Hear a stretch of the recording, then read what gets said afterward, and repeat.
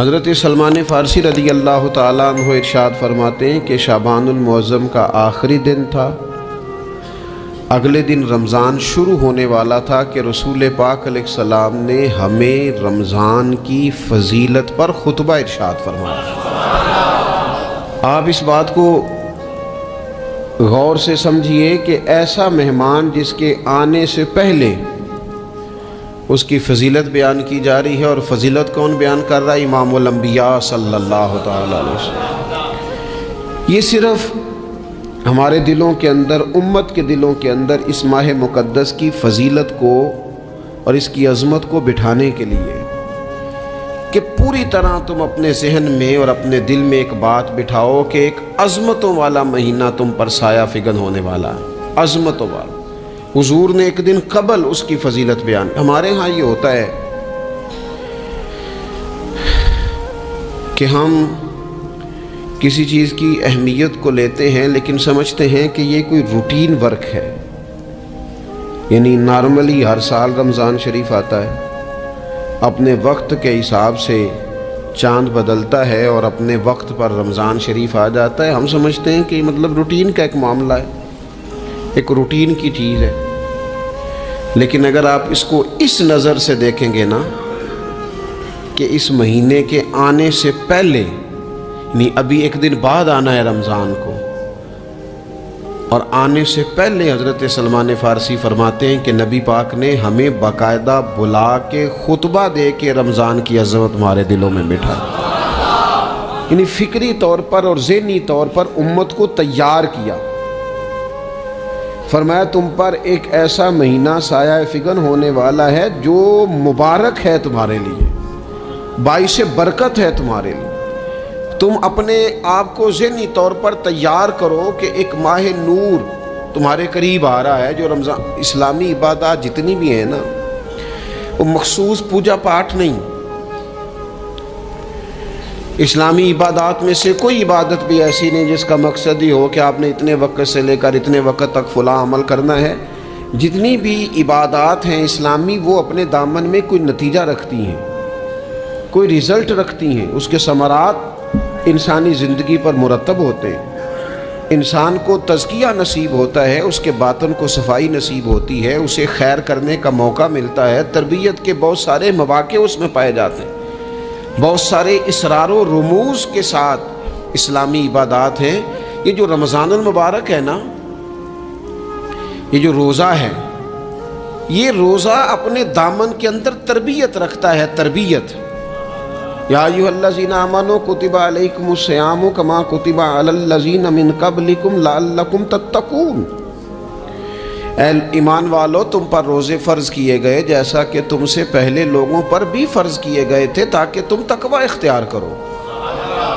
روزہ تمہیں پرہیزگار بنائے گا، تمہارے اندر سے جو نفسانی چیزیں ہوں گی انہیں نکالے گا، اور اللہ تبارک و تعالیٰ کی طرف تمہارے دل کا رجحان ہوگا، تمہاری روح کا رجحان ہوگا، تمہیں تزکیہ دے گا۔ اور روزہ انسان کی تربیت کرتا ہے، انسان کو روزہ ذہنی طور پر تیار کرتا ہے کہ اللہ کے حکم کے مطابق کھانا ہے، اللہ کے حکم کے مطابق پینا ہے۔ سب سے بڑا مسئلہ اس دور کا رزق کے حلال کا حصول ہے اور حرام سے اجتناب ہے۔ تو روزہ ہمیں یہ سبق پڑھاتا ہے کہ ہم وہی کھائیں گے اور اسی وقت کھائیں گے جو کھانے کا ہمیں ہمارے رب نے حکم ارشاد فرمایا ہے، اور جس سے اللہ رسول منع کر دیں گے جتنی مرضی چمک دمک اپنے دامن میں رکھے، جتنی مرضی، لیکن ہم وہی لیں گے جو ہمارے لیے جائز ہے۔ آپ غور فرمائیے، روزہ لعلکم تتقون، روزہ تمہیں پرہیزگار کرتا ہے۔ بہت سارے لوگ ایک بات کرتے ہیں کہ عادتیں نہیں بدلی جاتی، یار کوشش کرتا ہوں لیکن میری عادت نہیں تبدیل ہوتی۔ میں آپ کو ایک رائے دینے لگا ہوں، مشورہ دینے لگا ہوں، میں آپ سے یہ عرض کرنے لگا ہوں کہ موقع آیا ہے رمضان شریف کا۔ رمضان میں نا بندہ روٹین میں اپنی عادتیں بدلتا ہے۔ کسی کو سویرے 7 بجے کھانے کی عادت ہے، کسی کو 9 بجے کھانے کی عادت ہے، کوئی صبح ناشتہ نہیں کرتا، دوپہر میں ہی کھاتا ہے۔ لیکن رمضان آیا تو عادت بدل گئی۔ 7 بجے والا بھی نہیں کھا رہا، 9 بجے والا بھی نہیں کھا رہا، دوپہر والا بھی نہیں کھا رہا، سارے سحری میں کھا رہے ہیں۔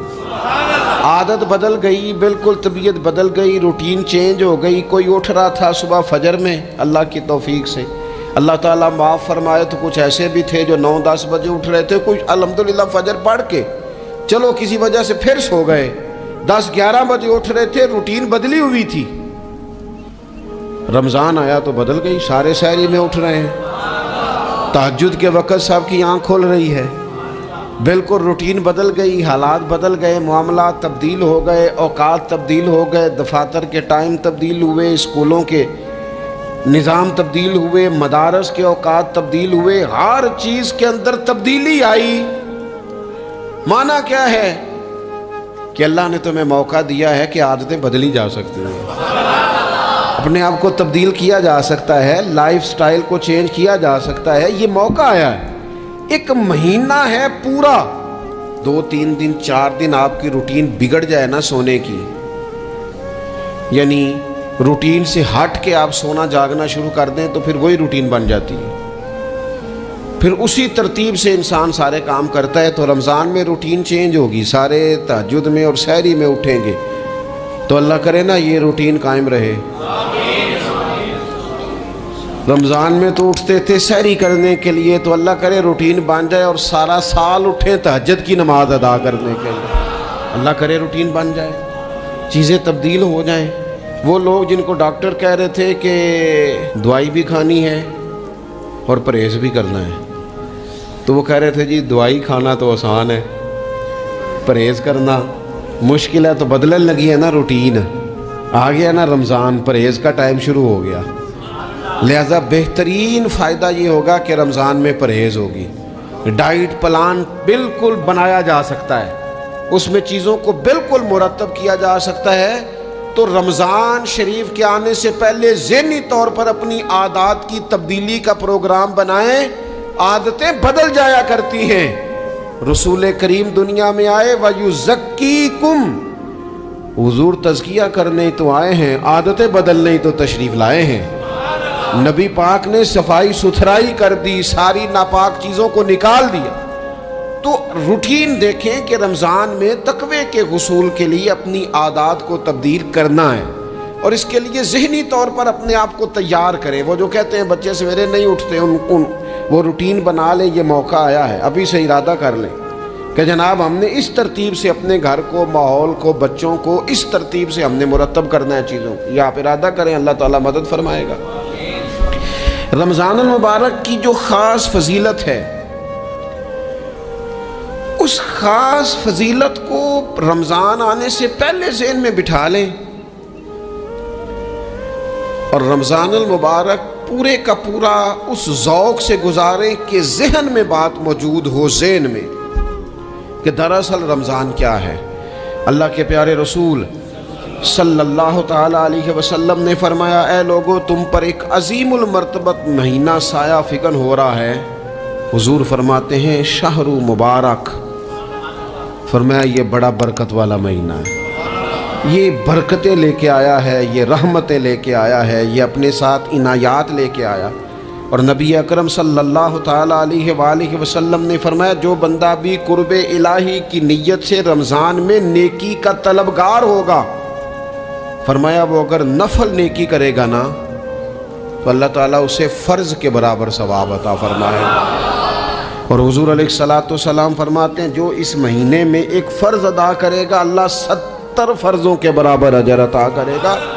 اپنے ذہن میں ایک بات بٹھائی جائے، ذہن میں یہ بات بٹھائی جائے کہ یہ نا برکت والا مہینہ ہے، اس میں میرا ثواب بڑا ضربوں کے ساتھ آگے بڑھے گا، ایک ذہن بنایا جائے اور پھر ثواب اکٹھا کرنا شروع کر دیا جائے۔ پھر وہ ترتیب بنا لی جائے، کاروباری نہیں، روحانی ترتیب، کاروباری نہیں، یعنی نئے سے نئے سٹال نہ تیار کیے جائیں، مہنگائی کیسے کرنی ہے اور کس طرح کر کے کن چیزوں کی آج کل مانگ ہوگی، کس ترتیب سے سودا پہلے ہی خریدنا ہے، مہنگا کیسے کرنا ہے، اللہ معاف کرے مصنوعی قلت کیسے پیدا کرنی ہے، کمائی کیسے کرنی ہے۔ رمضان کے اندر جناب لوگ ساری ترتیب لگا کے، ساری، میرے ایک دوست ہیں میڈیکل کے شعبے سے وابستہ ہیں، تو مجھے کہنے لگے کہ ڈاکٹر بھی اپنی روٹین بدلتے ہیں اور معدے والی ساری دوائیاں بھی اکٹھی کر لیتے ہیں کیونکہ رمضان آنے والا ہے، یہ زیادہ لوگ استعمال کریں گے۔ تو وہ ماحول نہ پیدا کریں کہ ہر چیز دنیا داری ہو جائے، ہر چیز دنیا داری نہیں، ہر چیز کو ایک نیا روپ دے دیا جائے اور نیا سے نیا مال کمانے کا سلیقہ بنایا جائے۔ میں اکثر کہا کرتا ہوں کہ رمضان تو اس لیے تھا نا کہ اس میں کم کھانا ہے، تھوڑا کھانا ہے، لیکن اگر بندہ کہے کہ میں نے صبح کا چونکہ کھایا نہیں لہذا اب شام کو اتنا کھانا ہے کہ ہفتے سے پہلے ڈاکٹر کے پاس بھی جانا ہے، میں نے وہ سارا پوری کرنی ہے روٹین، تو پھر وہ مقصد کو نہیں نہ سمجھا، پھر اس نے اس خوبصورتی کو نہیں پایا جو خوبصورتی اس کو دین دینا چاہتا تھا۔ ایک تو رمضان کی فضیلت کو سمجھنا ہے، اور پھر جب ہم روزہ دار ہیں، ہم نے روزہ رکھا ہوا ہے، تو نبی پاک علیہ السلام نے خود اس مفہوم کو کھول کے بیان کیا، فرمایا جس بندے نے جھوٹ نہیں چھوڑا، گناہ نہیں چھوڑا، گویا غیبت نہیں چھوڑی، بدی نہیں چھوڑی، تو اللہ کے محبوب علیہ الصلوۃ والسلام فرماتے ہیں پھر اللہ تعالیٰ کو اس کے بھوکا پیاسا رہنے کی تو کوئی ضرورت نہیں، کیونکہ لعلکم تتقون، تقوی اختیار کرنا تو روزے کا مقصد تھا، اور اگر اس نے وہ بات کو سمجھا ہی نہیں، استاد کے لیے صرف استاد ہو جانا ہی ضروری نہیں، اس کو پھر اپنے منصب کا لحاظ کرنا بھی ضروری ہے کہ میں استاد ہوں۔ والد کا صرف والد ہو جانا ہی کمال نہیں،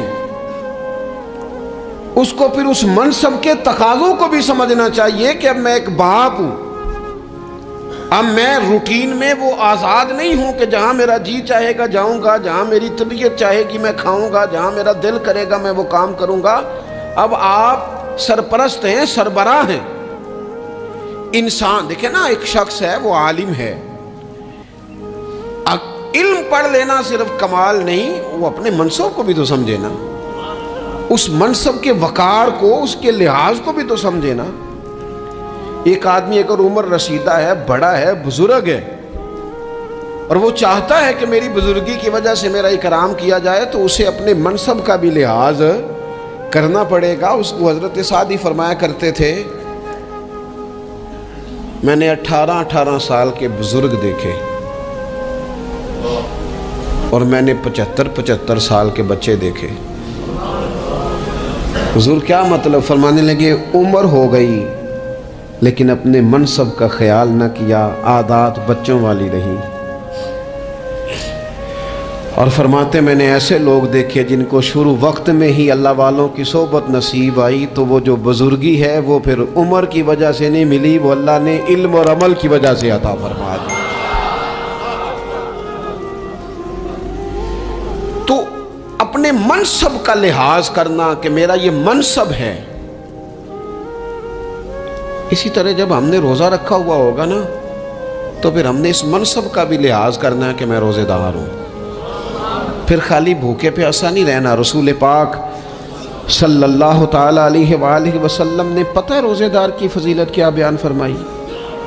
اللہ کے محبوب صلی اللہ تعالی علیہ وسلم فرماتے ہیں کہ رب فرماتا ہے ابن آدم کا ہر عمل اس کے لیے ہے، روزہ میرے لیے، اور فرمایا میں خود جزا دوں گا روزے کی، میں خود جزا دوں گا روزے کی۔ اور حضور فرماتے ہیں روزہ ڈھال ہے، جو شخص روزہ دار ہو وہ بےہودگی سے، فحش گوئی سے اجتناب کرے۔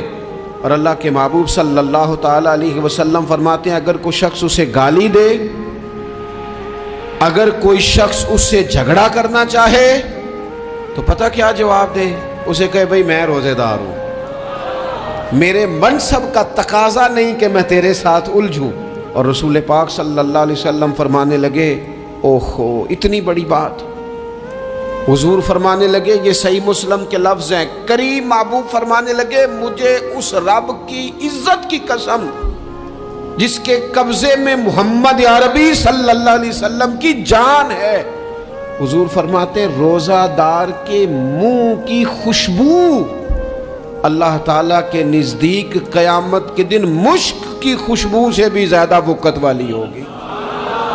اس کے منہ سے جو خوشبو آتی ہے قیامت میں مشک پیچھے رہ جائے گا، اور رب کی بارگاہ میں صرف روزہ دار کے منہ سے، اگر تیرے منہ کی خوشبو رب کو اتنی پسند ہے تو تجھے بھی تو اپنے منصب کا خیال ہونا چاہیے کہ میں نے روزہ رکھا ہوا ہے، میں روزہ دار ہوں۔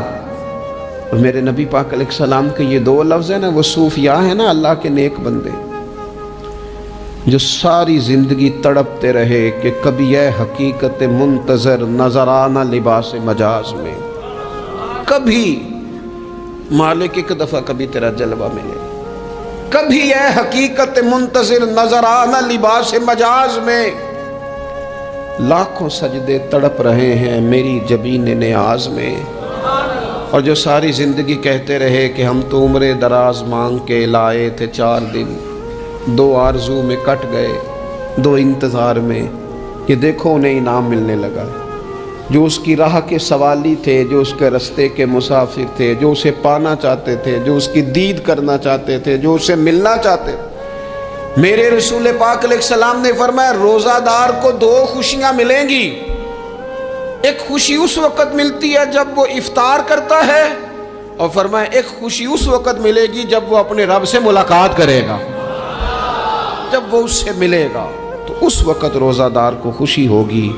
میرے دوستو، خوشی تو جو ہوگی سو ہوگی، لیکن یہ لفظ بڑے حسین نہیں کہ روزہ دار کی رب سے ملاقات ہوگی، یہی لفظ بڑے باکمال نہیں۔ ایک روایت میں تو یہ ہے نا کہ روزہ میرے لیے ہے، میں اس کی جزا دوں گا، اور ایک روایت میں یہ ہے کہ روزہ میرے لیے ہے اور رب فرماتا ہے میں خود روزے کی جزا ہوں، یعنی باقی نیکیوں پر ثواب ملے گا، روزہ رکھنے والے کو رب رحمان ملے گا۔ نبی اکرم صلی اللہ تعالی علیہ وسلم کے امت کے صوفیاء نے نا کچھ چیزوں کو بڑا کھولا ہے۔ عارف رومی کہتے ہیں کہ ایک دن نا محمود غزنوی نے خزانوں کے دروازے کھول دیے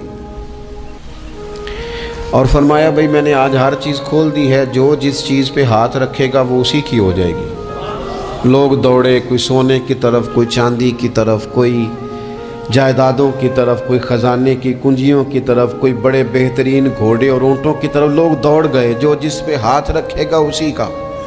سب بھاگ گئے، ایاز بیٹھا ہے، نہ وہ حسن میں رہی شوخیاں، نہ وہ عشق میں رہی گرمیاں، نہ وہ غزنوی میں تڑپ رہی، نہ وہ خم ہے زلف ایاز میں، وہ لذتیں کہاں۔ ایاز چپ کر کے بیٹھا ہے۔ پھر محمود نے ایاز کی طرف مخاطب کر کے کہا ایاز اٹھنا نہیں، آج لوٹ سیل لگ گئی ہے، جو جس چیز پہ ہاتھ رکھے گا اسی کی۔ ایاز کہنے لگا بات پکی ہے نا؟ تو محمود خوش تھے، موڈ بڑا اچھا تھا، کہا بالکل پکی ہے۔ تو ایاز کہنے لگے چلو ٹھیک ہے۔ ایاز اٹھے، پیچھے سے جا کے نا تو محمود کے کندھے پہ ہاتھ رکھ دیا، محمود کے کندھے پہ ہاتھ رکھا۔ محمود کہنے لگے یہ کیا بات کا، آپ سے میں نے پوچھا تھا بات پکی ہے، جو جس پہ ہاتھ رکھے گا اسی کا نا۔ تو تھوڑی دیر پہلے مسکراتے چہروں میں آنسو آ گئے، ایاز بھی روئے تو محمود بھی روئے۔ کہا بادشاہ پکا رہنا، وہ جن کو خزانے چاہیے تھے وہ دوڑ گئے، مجھے تو چاہیے۔ لنگ کئی مہینے تے برس گئے تے تیری دید نو دیدے ترس گئے، تیری تو ملے گا۔ تو پھر کہا محمود نے، اس نے کہا میں وعدہ کر چکا تھا، بس ٹھیک ہے، باقیوں کے خزانے اور میں تیرا طے ہو گئی۔ فرمایا باقی نیکیوں پر ثواب ملے گا، اور روزہ رکھنے والے کو رب رحمان ملے گا، اللہ کا قرب ملے گا۔ دیکھو نا، وہ خاص انسان کو کیفیت حاصل ہوتی ہے روزے میں، رب کے ہونے کا یقین۔ وہ جو صوفیاء کہتے ہیں نا مراقبہ کرو، وہ نصیب ہوتا ہے۔ یعنی کسی کو کیا پتہ ہے اس کا روزہ ہے کہ نہیں، اکیلا ہے نا گھر میں، فریزر بھرا ہوا ہے، نہیں نہ کھاتا، کیوں؟ اسے پتہ ہے میرا رب میرے ساتھ ہے، میرا رب مجھے دیکھ رہا ہے۔ بس یہ تصور توحید پکا ہو جاتا ہے رمضان، تو پھر اللہ تبارک و تعالیٰ کی بھی خاص رحمت اور کوئی خاص ہی اعزاز۔ حضور فرماتے ہیں جنت کے کئی دروازے ہیں، ایک باب الریان ہے، اس سے صرف روزہ دار گزریں گے۔ آواز ہوگا روزے والے آ جاؤ، وہ آ جائیں گے، فرمایا اس خاص دروازے سے گزرو، جب گزر جائیں گے تو فرمایا بند کر دو بھئی، اور کوئی نہیں گزرے گا یہاں سے۔ دروازہ ہی مخصوص ہے، ان کا اعزاز ہی ذرا زیادہ ہے۔ تو میرے عزیز، رمضان شریف کے اندر وہ منصب کا بس خیال رکھیں کہ میں روزہ دار ہوں، اس احتیاط کے ساتھ۔ اور دوسری جو رمضان کی چند عبادات ہیں نا، سب سے پہلی تو میں عرض کروں گا تراویح کے حوالے سے یہ بات یاد رکھ لیں کہ نبی پاک علیہ الصلوۃ والسلام نے فرمایا جس نے ایمان اور احتساب کی نیت کے ساتھ رمضان میں قیام کیا، اللہ اس کے پچھلے سارے گناہوں کو معاف فرما دے گا۔ اور ایک مقام پر نبی پاک صلی اللہ تعالیٰ علیہ وسلم نے بیان کیا، یہ مشکات میں موجود ہے، حضور فرماتے ہیں رمضان اور قرآن دونوں قیامت کے دن بندے کی شفاعت کریں گے۔ رمضان کہے گا یا اللہ میں نے اسے دن بھر کھانا کھانے سے باز رکھا اور تیری بارگاہ کے حکم کے مطابق اس نے اپنے آپ کو ان چیزوں سے بچا کے رکھا۔ اور قرآن کہے گا مالک رات میں نے اسے نیند سے روکے رکھا۔ کیا مطلب؟ اس نے کھڑے ہو کے عبادت کی، اگرچہ اس سے مراد شارحین حدیث نے تراویح بھی لیا ہے، تہجد کی نماز بھی لیا ہے، صلاۃ اللیل بھی لی ہے، لیکن میرے عزیز یہ خاص ربط ہے قرآن مجید کے ساتھ تراویح کا۔ مسنون ہے رمضان کی راتوں میں قرآن مجید اور تراویح کا پڑھنا۔ اگر تھوڑی سی نا طبیعت میں صرف تبدیلی پیدا کی جائے، میں نے دیکھا ہے کہ جو لوگ کہتے ہیں نا میرا وقت بڑا قیمتی ہے، بڑی ساری جگہوں پہ آپ کو بیٹھنا پڑتا ہے، بیٹھیں آپ 2 گھنٹے بیٹھیں 3 گھنٹے بیٹھیں۔ میں نے دیکھا ہے لوگ جاتے ہیں کسی دفتر میں تو رات کو ہی چلے جاتے ہیں، اس علاقے میں کھڑے ہیں، پاسپورٹ کے دفتر کھڑے ہیں، شناختی کارڈ کے دفتر کھڑے ہیں، امیگریشن کی لائنوں میں کھڑے ہیں۔ کچھ ذہن تو بنائیں کہ میں نے رات کھڑے رہنا ہے اور اپنے رب کی عبادت کرنی ہے۔ تراویح کو ذرا ذوق سے آپ اگر تھوڑا ارادہ کر لیں گے نا، یعنی کوئی ایسا مشکل کام نہیں۔ میری تو رائے یہ ہے کہ پہلے 3-4 دن ذرا جم کے ذہن بنائیں اور تھوڑا سا نا روٹین کو بدلنے کی کوشش نہ کریں۔ جس امام صاحب کے پیچھے تراویح شروع کریں، کوشش کریں ساری وہیں پڑھیں۔ روٹین بدلنے سے بھی سستی آتی ہے، ایک دن یہاں گئے 2 دن وہاں گئے، تو یہ روٹین بدلنے سے بھی بعض اوقات سستی آتی ہے۔ کوشش کریں ایک جگہ پہ قرآن شریف سننا شروع کریں اور پھر پورا قرآن مجید وہیں پہ سنیں۔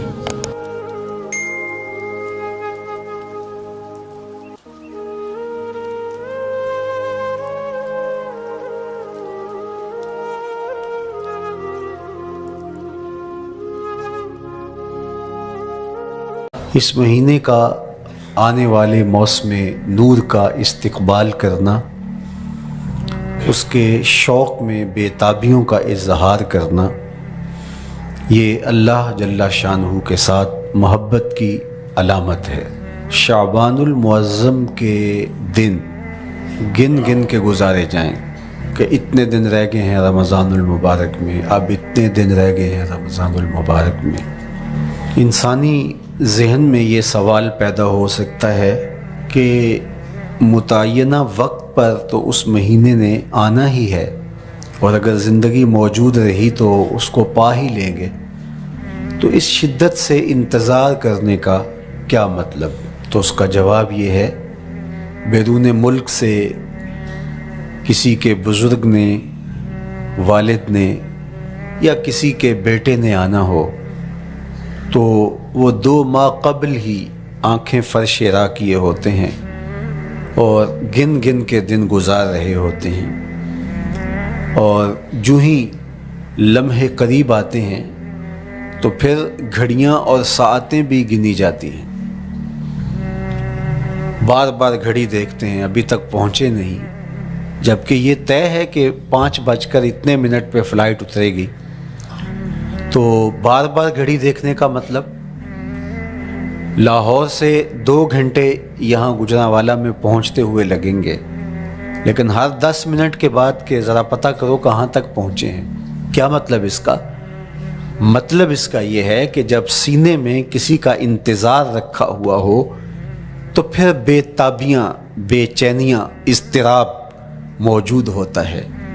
ہم دنیا کے لوگوں کے ساتھ جو ربط و رشتہ رکھتے ہیں اس کے مطابق ان کا انتظار ہوتا ہے۔ کچھ آنے والے ایسے بھی ہوتے ہیں جنہوں نے ہمیں بتایا ہوتا ہے کہ فلاں دن ہم پہنچیں گے، اور وہ دروازے پہ دستک دے رہے ہوتے ہیں اور ہم سو کے اٹھ رہے ہوتے ہیں، اور اچانک جب پتہ چلتا ہے کہ فلاں باہر دروازے پہ دستک دے رہے ہیں تو ہم استقبال تو کر رہے ہوتے ہیں، لیکن ہمارے ذہن میں یہ بھی ہوتا ہے وہ میں بھول گیا، تو اب تو یہ کام بھی میرے ذمے ہے، تو مجھے یاد آ گیا ہوتا۔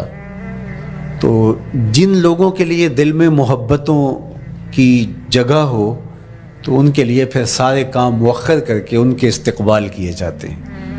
یہ مہینہ اللہ کی رحمتوں کا موسم بہار ہے، چھم چھم رحمتیں برستی ہیں، انوار اترتے ہیں، گناہگاروں کو آتش دوزخ سے نجات بخش دی جاتی ہے۔ تو اس کا استقبال کرنا، اس کے لیے انتظار کرنا، گن گن کے دن گزارنا، لمحے اور ساعتیں بسر کرتے ہوئے بار بار ماہ سیام کا ذکر کرنا، اس مہینے کے ساتھ محبت کی دلیل ہے، اور اس مہینے کے ساتھ محبت اللہ سے محبت کی دلیل ہے۔ اس لیے اس مہینے کا استقبال کرنا، اس کے لیے تیاری کرنا، اپنے گھر کو صاف کرنا، اس کے لیے اپنی اولاد کے دل میں شوق پیدا کرنا اور ماحول پہلے پیدا کرنے کی کوشش کرنا، تاکہ جو ہی یہ ماہ جلوہ گر ہو تو روزہ رکھنے کا مزاج پیدا ہو چکا ہو، تلاوت کلام مجید کا مزاج پیدا ہو چکا ہو، دیگر نوافل اور اچھے اعمال بجا لانے کی عادت پڑ چکی ہو۔ تو شعبان میں ہی اس کی تیاری ہوتی ہے تاکہ رمضان المبارک آتے ہی ہم پوری طرح سے مستعد اور فعال ہو کر کے اس مہینے کی برکتوں کو سمیٹ لیں۔ اللہ کے محبوب علیہ السلام نے ارشاد فرمایا کہ جب ماہ سیام آتا ہے فتحت ابواب الجنہ، تو جنت کے 8 دروازے کھول دیے جاتے ہیں۔ جنت تو اللہ جل شانہ کی کرم نوازیوں کا ایک ایسا خوبصورت منظر ہے کہ آج تک نہ کسی آنکھ نے اس کو دیکھا، نہ کسی کان نے سنا، اور نہ اس کا کوئی تصور کر سکتا ہے، ایسی خوبصورت بنائی ہے۔ وہاں کی ہوائیں جب چلتی ہیں تو گرد نہیں اڑتا، کستوری اڑتی ہے۔ وہاں دودھ کی، شہد کی، مائع معین، کوثر، سلسبیل کی نہریں بہتی ہیں، موتی زمرد کے محلات بنے ہوئے ہیں۔ وہ خوبصورت محل اور وہ خوبصورت جنت کا ماحول، لیکن اس کے باوجود اس خوبصورت جنت کو، مرصع جنت کو، نظیف ترین بقعۂ رحمت کو 11 ماہ تک رنگ و روغن کیا جاتا ہے رمضان المبارک کے استقبال کے لیے، اور جب یہ مہینہ آتا ہے تو اس کے دروازے کھول دیے جاتے ہیں، اور جنت کے 8 دروازوں میں سے ایک دروازے کا نام باب الریان رکھا گیا ہے، جو صرف روزہ داروں کے اعزاز و تکریم کے لیے ہے۔ روزہ دار اس دروازے سے گزر کے جنت جاتے ہیں۔ تو آپ اندازہ کیجئے کہ اللہ نے اس ماہ مبارک کو کیا عزت دی ہے، کیا پروٹوکول دیا ہے، کیا تکریم بخشی ہے کہ نبیوں کا امام، امام المرسلین، خاتم الانبیاء، محبوب خدا اس مہینے کے لیے منتظر رہتے کہ یہ مہینہ آنے والا ہے، یہ مہینہ آنے والا ہے۔ حضرت سیدنا سلمان فارسی رضی اللہ تعالی عنہ فرماتے ہیں کہ شعبان کی آخری تاریخ کو حضور نے ایک خطبہ ارشاد کیا۔ بعض علماء نے کہا کہ یہ شعبان کا آخری جمعہ تھا، یا ہو سکتا ہے کہ آخری جمعہ 29 شعبان کو ہی ہو۔ تو رمضان المبارک سے قبل حضور نے یہ خطبہ ارشاد کیا، جو مختلف کتب احادیث میں موجود ہے۔ یا ایھا الناس، اے لوگو، قد اظلکم شہر عظیم، اللہ نے تمہارے اوپر ایک بہت پاکیزہ، پر نور، عالی مرتبت مہینہ سایہ فگن کر دیا ہے۔ شہر فیہ لیلۃ خیر من الف شہر، اس مہینے میں ایک ایسی رات ہے جو 1000 مہینے سے بہتر ہے۔ جعل اللہ صیامہ فریدہ و قیام لیلۃ تطوع، اس مہینے کے دن کے روزے فرض قرار دیے گئے اور راتوں کا قیام نفل بنایا گیا۔ تراویح کی صورت کے اندر راتوں کے قیام کا ماحول پیدا ہوتا ہے، صلاۃ اللیل پڑھی جاتی ہے، نوافل پڑھے جاتے ہیں کثرت کے ساتھ۔ یہ اس مہینے کی شانیں ہیں، یہ اس مہینے کی رونقیں ہیں۔ اس مہینے میں اللہ تعالیٰ نے خاص کرم نوازیاں عطا کی ہیں اہل ایمان کو۔ وَمَن تَقَرَّبَ فِيهِ بِخَصْلَةٍ مِّنَ الْخَيْرِ كَانَ كَمَنْ أَدَّى فَرِيضَةً فِيمَا سَوَاهُ، ایک نفل کا ثواب ایک فرض کے برابر اس مہینے میں کر دیا جاتا ہے۔ وَمَنْ أَدَّى فَرِيضَةً كَانَ كَمَنْ أَدَّى 70 فَرِيضَةً فِيمَا سَوَاهُ، اور اگر کوئی ایک فرض ادا کرتا ہے تو اس کو 70 فرائض کا ثواب ملتا ہے۔ اس قدر نیکیوں کا اجر بڑھا دیا جاتا ہے، ان کی قیمت بڑھا دی جاتی ہے اس مہینے میں۔ اور پھر ارشاد فرمایا وَهُوَ شَهْرُ الصَّبْرِ، یہ صبر کا مہینہ ہے۔ ہونے کے باوجود بھی انسان تناول نہیں کرتا، ٹھنڈا میٹھا مشروب میسر ہے اور زبان کانٹا بن گئی، حلق خشک ہو گیا، لیکن اس کے باوجود بھی ایک گھونٹ حلق سے نیچے اتارنے کا روادار نہیں ہوتا۔ وضو کرتے بھی احتیاط کرتا ہے کوئی قطرہ آب حلق سے نیچے نہ ٹپک جائے۔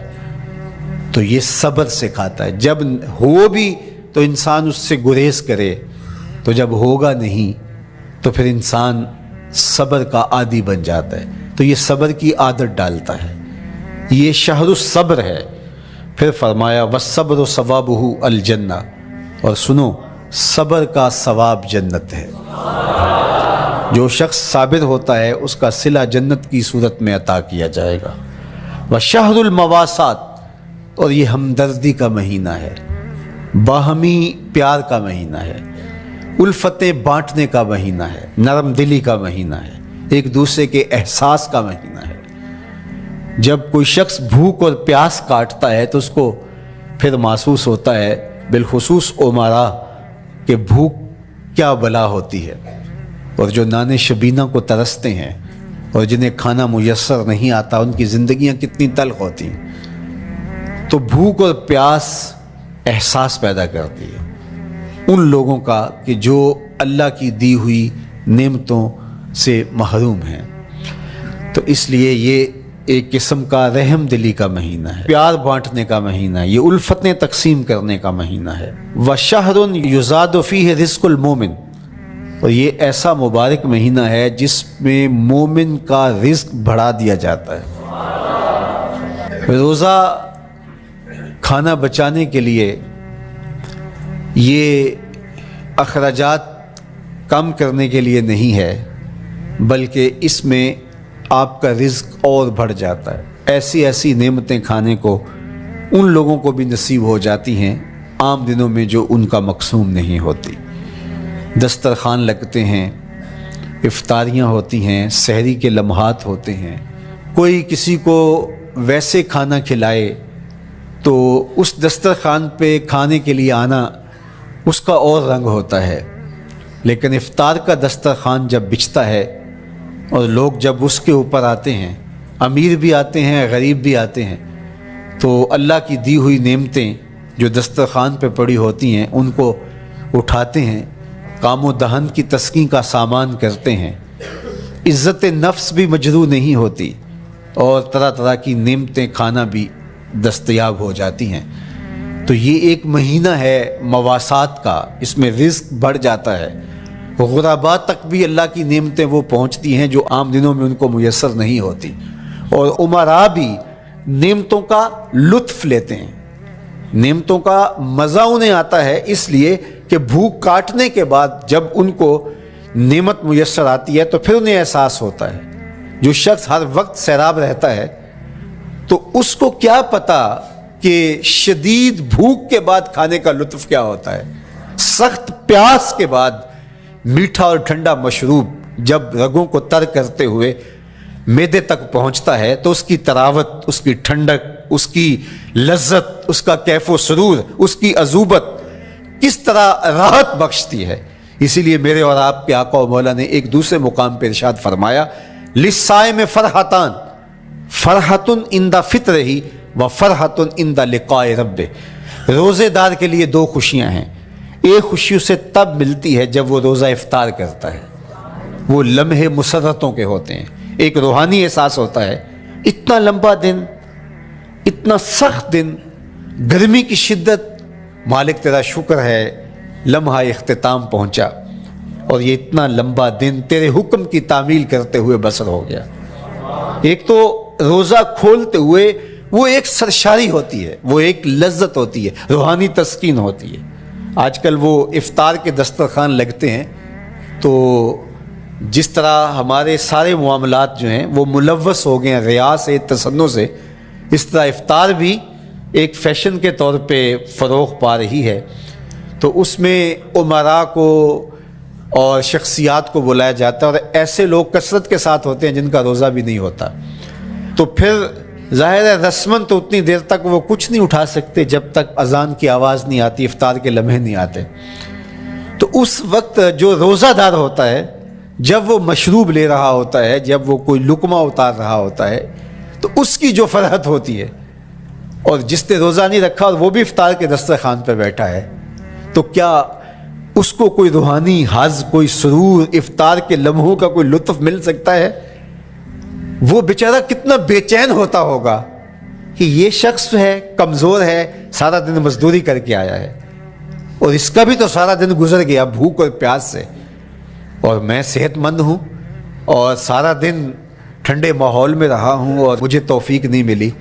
تو وہ گھونٹ کتنے مشکل اس کے لیے ہوتے ہوں گے، اور روزہ دار کے لیے کس قدر وہ آسودہ بخش لمحے ہوتے ہیں کہ جب اس کو یہ مسرت ہو رہی ہوتی ہے کہ مالک تیرا شکر، گرم موسم، زباں کانٹا، حلق خشک، اور تو نے تکمیل تک لمحے پہنچائے اور میرا دن خیریت سے گزر گیا۔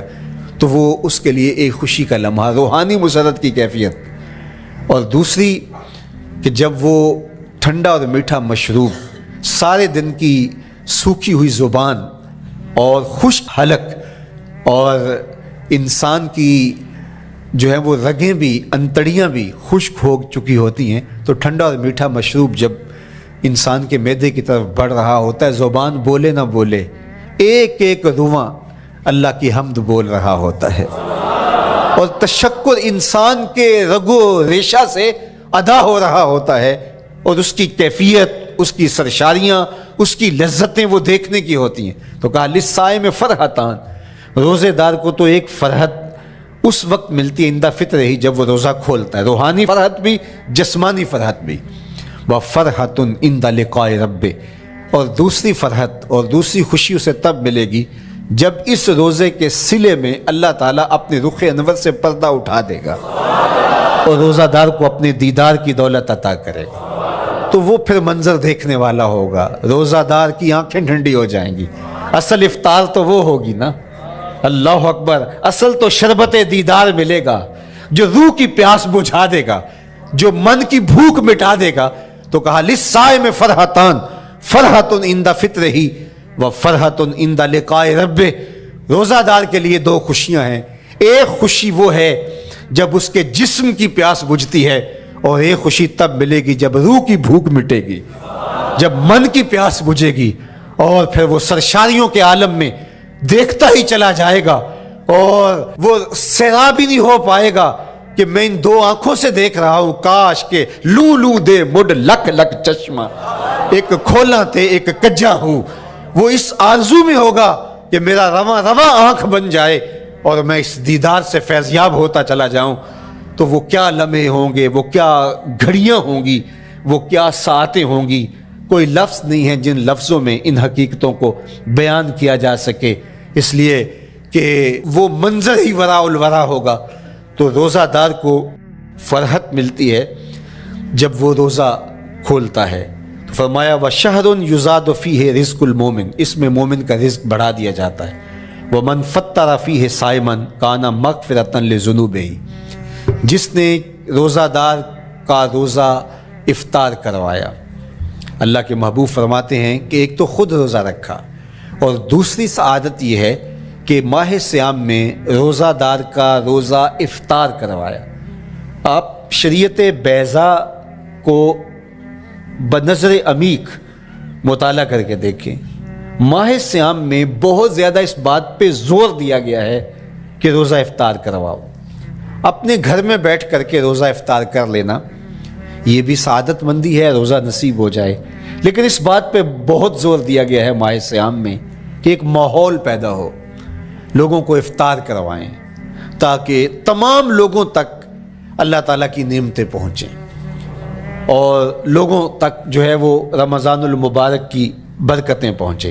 تو ارشاد فرمایا وَمَنْ فَطَّرَ فِيهِ صَائِمًا، جس نے روزے دار کا روزہ افطار کروایا، کَانَ مَغْفِرَةً لِذُنُوبِهِ، تو وہ افطار کروانے والوں کے گناہوں کی بخشش کا ذریعہ بن جائے گا۔ یہ افطاری گناہوں کی مغفرت کا سبب بن جائے گی۔ وَعِتْقَ رَقْبَتِهِ مِنَ النَّارِ، اور آتش دوزخ سے گردن کی آزادی کا مجدہ جاں فضا بن جائے گا یہ امر کہ اس نے کسی کا روزہ افطار کروایا۔ وَقَانَ لَهُ مِثْلُ أَجْرِهِ مِنْ غَيْرِ أَنْ يَنْقُصَ مِنْ أَجْرِهِ شَيْءٌ، اور روزہ افطار کروانے والے کو روزہ رکھنے والے جتنا اجر ہی دیا جائے گا، لیکن روزہ رکھنے والے کے اجر میں بھی کوئی کمی نہیں واقع ہوگی۔ جتنا اس نے سارے دن کی بھوک اور پیاس کاٹ کر کے تکلیف اٹھا کر کے روزہ رکھا، جس نے شام کو اس کو افطار کر دیا اتنا ہی ثواب اس کو عطا کر دیا جائے گا، اس کا اجر کم کیے بغیر۔ اللہ اکبر، یہ امت کے لیے اللہ نے کیا پیکج دیا ہے، کیا کرم نوازیاں ہیں اس امت کے لیے۔ آقا کریم نے ارشاد فرمایا ایک شخص صبح سے لے کے ظہر تک مزدوری کرتا ہے، اس کو ایک قیراط دیا جاتا ہے، اور ایک شخص ظہر سے لے کر عصر تک مزدوری کرتا ہے، اس کو بھی ایک قیراط دیا جاتا ہے، اور ایک عصر سے لے کر مغرب تک مزدوری کرتا ہے، اس کو 2 قیراط دیے جاتے ہیں۔ فرمایا پہلی مثال یہود کی ہے، دوسری مثال نصارہ کی ہے، اور تیسری مثال میری امت کی ہے۔ یہودیوں نے اور عیسائیوں نے اس پہ اعتراض کیا کہ ہمارا اجر کیوں تھوڑا ہے، تو میرے اور آپ کے آقا و مولا نے فرمایا تمہارا تھوڑا نہیں، ہمارا زیادہ ہے۔ آج کل اگر 1000 روپیہ مزدوری چلتی ہو مزدور کی، تو کوئی شخص صبح سے شام تک ایک شخص سے مزدوری کروائے اور 1000 روپیہ دے دے، اور دوپہر کو اڈے سے جا کے ایک مزدور اور لے آئے، شام کو اس کو بھی 1000 روپیہ دے آئے، اور ایک شخص کو عصر کے وقت لائے اس کو 2000 روپیہ دے دے، تو 1000 والا کہے کہ میرے سے زیادتی ہوئی ہے، تو اس سے زیادتی تو نہیں ہوئی، اسے تو پوری مزدوری دی گئی ہے، اب اس پہ مہربانی ہوئی ہے، اس پہ رحمت ہوئی ہے۔ تو کہا یہود اور نصارہ کی یہ مثال ہے، ایک صبح سے ظہر تک مزدوری کرے اس کو 1 قیراط، ایک ظہر سے عصر تک مزدوری کرے اس کو بھی 1 قیراط، اور تیسرا بہت تھوڑا وقت عصر سے مغرب تک مزدوری کرے اس کو 2 قیراط۔ کہا یہ امت محمدیہ علی صاحب الصلوات کو دیا گیا نور ہے۔ تو ایک شخص نے سویر سے لے کر شام تک روزہ رکھا، بھوک کاٹی، پیاس کاٹی، سخت شدت کی گرمی سہی، اور ایک شخص نے شام کے وقت اس کو روزہ افطار کروا دیا۔ اور سنو حضور علیہ الصلوۃ والسلام کا فرمان، جب حضور نے فرمایا کہ اس کو پورا اجر ملے گا پہلے کے اجر کو کم کیے بغیر، تو صحابہ کا تو دل تڑپنے لگا کہ یہ کتنی بڑی بات ہے۔ اب آپ جانتے ہیں کہ یہ زمانہ ایسی معاشی خوشحالیوں کا نہیں تھا، لوگوں کے پاس تو نان شبینہ بھی میسر نہیں ہوتا تھا، تو صحابہ نے جو سوال کیا، قالوا یا رسول اللہ صلی اللہ علیہ وسلم، انہوں نے کہا اے اللہ کے پیارے رسول صلی اللہ علیہ وسلم، لیسا کلنا یجد ما یفطر الصائم، ہم میں سے تو ہر بندہ یہ طاقت نہیں رکھتا کہ روزہ دار کو روزہ افطار کروا دے، تو یہ اتنی بڑی سعادت، تو یہ تو پھر اہل زر ہی یہ سعادت حاصل کر پاتے ہیں، ہمارے جیسے لوگ تو پھر جو مال و دولت نہیں رکھتے تو وہ تو پھر یہ سعادت نہیں حاصل کر پائیں گے۔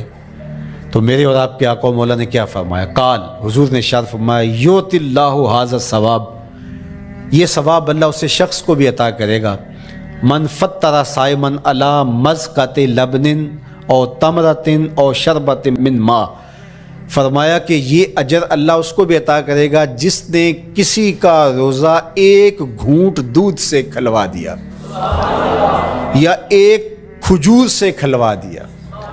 یا پانی کے ایک گھونٹ سے اس کا روزہ افطار کروا دیا۔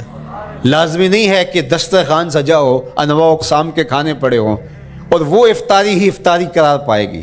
جس نے کسی کو وہاں باہر ٹوٹیوں سے پانی کا گلاس بھر کے، کٹورا بھر کے سادہ پانی بھی پیش کر دیا تو اس کو بھی ثواب مل جائے گا۔ کتنا ثواب ملے گا؟ پورا روزہ رکھنے کا ثواب اس کو ملے گا۔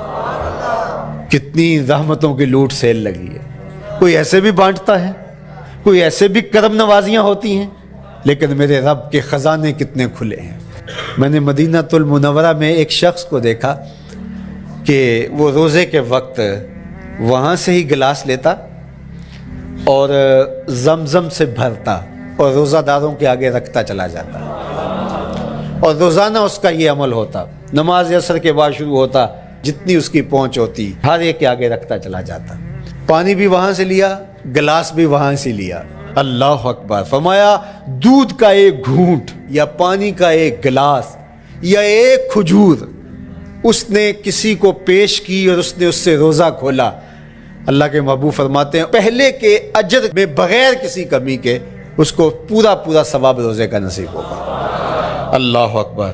اب سنو، پھر حضور نے ارشاد فرمایا ومن اشبع صائما، اور جس نے صحیح اہتمام کے ساتھ روزے دار کو اچھا کھانا کھلایا، اچھی پرتکلف افطاری دی، سقاہ اللہ من الحوض شربتا لا یظمأ حتی یدخل الجنہ، اس کو حوض کوثر سے ایسا جام ملے گا کہ اس کو کبھی پیاس نہیں ملے گی یہاں تک کہ جنت میں چلا جائے گا۔ اللہ اکبر! اس کو کوثر کے جام نصیب ہوں گے حشر کی گرمی میں۔ اور آپ کو معلوم ہے، علماء سے آپ نے بارہا سنا ہوگا کہ جام کوثر جس نے ایک بار پی لیا پھر 50,000 سال کے دن میں اس کو دوبارہ پیاس نہیں لگے گی۔ یہ جام کوثر کی خصوصیت ہے۔ فرمایا وَهُوَ شَهْرٌ أَوَّلُهُ رَحْمَةٌ، یہ وہ مہینہ ہے جس کے پہلے 10 دن رحمت ہیں اور اس کا درمیانی عشرہ مغفرت ہے، وَآخِرُهُ عِتْقٌ مِّنَ النَّارِ، اور اس کا آخری عشرہ جو ہے وہ آتش دوزخ سے نجات کا ضامن ہے۔ فَاسْتَكْثِرُوا فِيهِ مِنْ أَرْبَعِ خِصَالٍ، کہا کہ 4 کام اس مہینے میں کثرت کے ساتھ کرو۔ خصلتان ترضون بہما ربکم، 2 کام تو وہ ہے جس سے تم اپنے رب کو راضی کرو گے۔ وخصلتان لا غنا بکم عنہما، اور 2 کام ایسے ہیں کہ ان سے بے نیاز نہیں ہو سکتے تو وہ تمہیں کرنے پڑیں گے۔ اما الخصلتان اللتان ترضون بہما ربکم، وہ 2 خصلتیں، 2 کام جن کے ذریعے سے تم اپنے رب کو راضی کر سکو۔ فشہادت اللہ الہ الا اللہ، وہ گواہی دینا ہے لا الہ الا اللہ، وتستغفرونہ، اور تم کثرت سے استغفار کرو، اللہ سے بخشش مانگو۔ یہ 2 کام تم نے کرنے ہیں۔ وَأَمَّا الْخَصْلَتَانِ اللَّتَانِ لَا غِنَىٰ بِكُمْ عَنْهُمَا، اور وہ چیزیں جن بغیر تمہیں چارہ نہیں ہے، فَتَسْأَلُونَ الْجَنَّةَ وَتَعُوذُونَ مِنَ النَّارِ، اللہ سے جنت طلب کرو اور دوزخ سے پناہ مانگو۔ تو یہ 2 کام جو تمہاری ضرورت ہے تم اس مہینے میں کثرت کے ساتھ کرو۔ تو یہ مہینہ رحمتوں کی لوٹ سیل کا مہینہ ہے، یہ کرم نوازیوں کے امٹتے ہوئے دھارے ہیں، یہ سیل رحمت ہے جو کہ من کی سیرابی کا سبب اور ذریعہ ہے۔ خوش نصیب ہیں جو ماہ صیام کو خوبصورتی کے ساتھ بسر کرتے ہیں، اس کے آنے سے پہلے استقبال کرتے ہیں، گھروں میں صفائی کریں، اہتمام کریں، مساجد میں اہتمام کریں، تاکہ بچوں میں یہ شوق پیدا ہو کہ ماہ صیام آ رہا ہے۔ جب ہم بچے تھے تو ہمارے والدین رمضان المبارک سے قبل ہی رمضان المبارک کی تیاریاں شروع کر دیا کرتے تھے۔ اس وقت گھر میں شربت تیار ہوا کرتے تھے گڑ کے، اور وہ پہلے ہی مائیں گھر میں تیاری کرنا شروع کر دیا کرتی تھی۔ ایک شوق پیدا کرنا مقصود ہوتا ہے۔ تو کچھ چیزیں ایسی ہیں کہ آرڈر لکھیں اور 1 سیکنڈ میں گھر پہنچ جائے، لیکن کچھ چیزیں یہ جو ہے وہ تیار کرنی چاہیے، شوق پیدا ہو۔ گھروں کے اندر ماؤں کو چاہیے کہ افطاری کو اہتمام کے ساتھ تیار کریں تاکہ بچوں کو شوق پیدا ہو اور یہ ایک ماحول پیدا ہو، قرآن مجید کی تلاوت کا ماحول پیدا ہو، جاگنے سونے کے جو ہے وہ شیڈول مرتب کیے جائیں، مساجد کی آبادی کا سامان کیا جائے۔